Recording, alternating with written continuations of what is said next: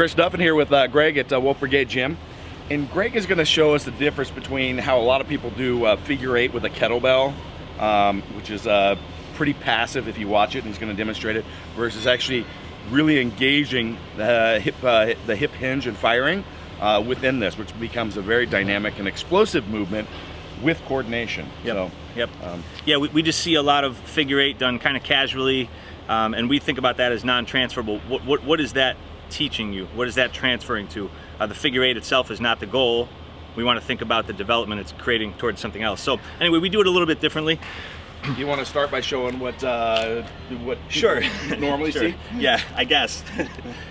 So we just see a lot of people. Good and bad. Also, people just do this extremely light, but most of the reason it's light is because the positioning is poor.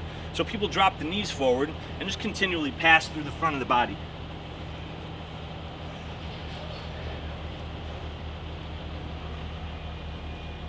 And I guess if you did enough of those for long enough, you could do something.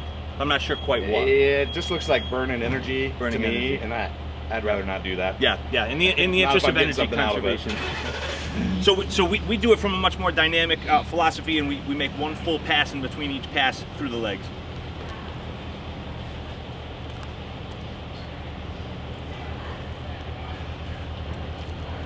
So that explosive firing, really dynamic movement going on here, and combined with coordination. Big difference. That's like two completely different movements. It didn't even feel like it doesn't feel like the same game.